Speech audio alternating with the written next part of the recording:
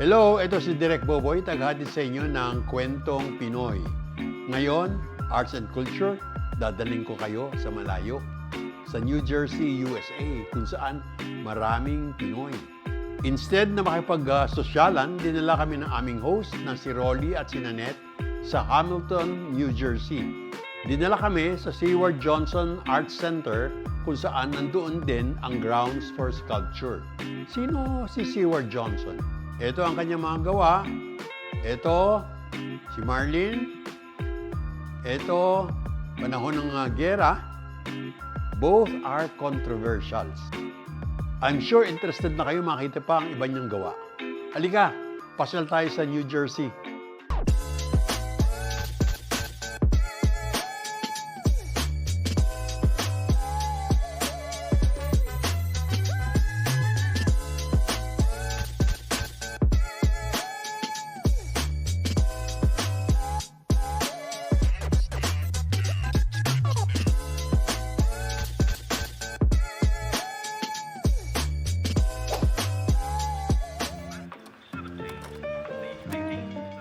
Sumakay kami ng train mula New York papunta sa Hamilton, New Jersey, kung saan kami nilibre ng aming friends na si Nanette at Rolly sa Stewart Johnson Center for the Arts, na kung saan nandoon ang grounds for sculpture.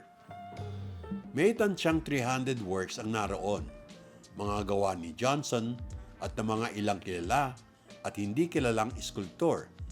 Nakakatuwang nakalatag sa 42 acres, o kung sa atin ay halos 17 hectares, na maraming sari-saring puno't halaman. May small, charming lake pa. Ano ba ang sculpture? Isang bagay na pwede mong hipuin, ikutan, kahit na minsan ay lusot-lusutan. Gawa sa kahoy, metal, semento, minsan pa nga ay styrofoam, at marami pang iba.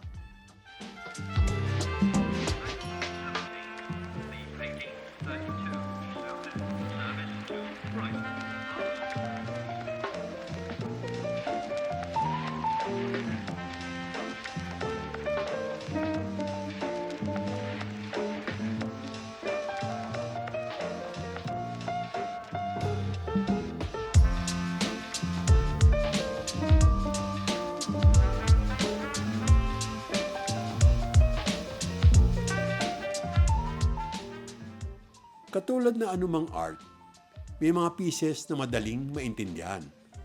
May pieces na kailangan mong pag-isipan. Simple at nakakaaliw ang mga gawa ni Seward Johnson. Funny and whimsical.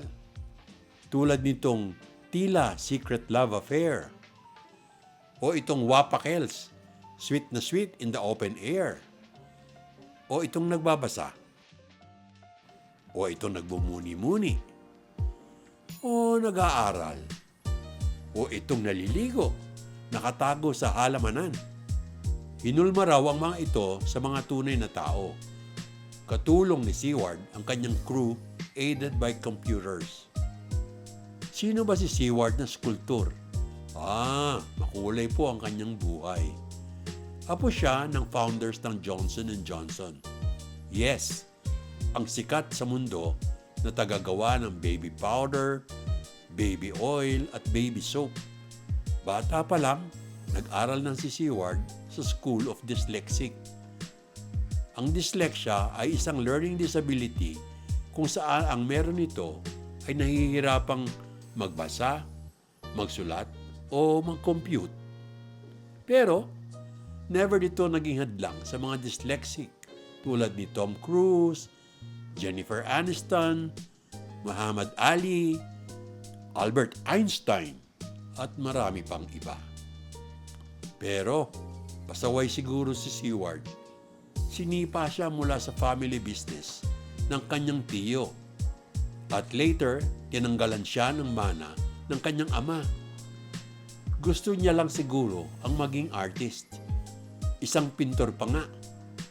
Pero in his early attempts, panay rejection ng kanyang tinanggap. Ayon din sa mga bio notes, palagi raw niyang pinapatawad ang kanyang unang asawa. meaning ano? Ano ibig sabihin? Anyway, baka maligaw lang tayo ng kwento. Nag-shift si Seward sa sculpture at doon siya kinilala. Lalo na sa mga malalaki niyang piyesa tulad ng The Awakening. Isang higante na gumigising mula sa pagkabaon sa lupa. At sa kanya mga life-size sculptures in ordinary settings tulad ng mga ito. Sa grounds for sculpture, nirecreate naman ni Seward ang ilang paintings ng mga Impressionist masters, mga painters sa France noong 1867 to 1886. Maraming experts ang hindi natuwa sa pagkagaya ni Seward. Pero nagustuhan naman ng publiko, paposing-posing pa nga tulad namin, giit ng mga critics ay kitsch ang gawa niya. Meaning, baduy o jologs. Kayo, anong sa inyo?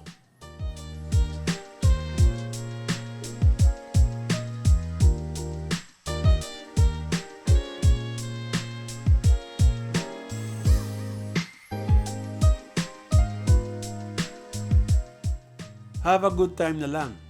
Marami namang ibang works dito. Ang gagaling.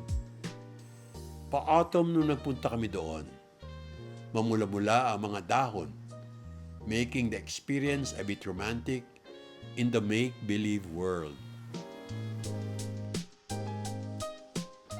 Nakakaaliw ano po, marami na rin nag-attempt gumawa ng sculpture garden sa Pilipinas.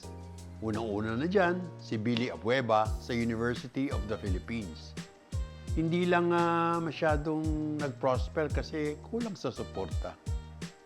Meron namang gumagawa ngayon yan sa Los Baños, si sculptor Jun Yi. Pero kulang na ng budget, kulang pa ng space. Sana magkaroon ng ninong, no? One of these days.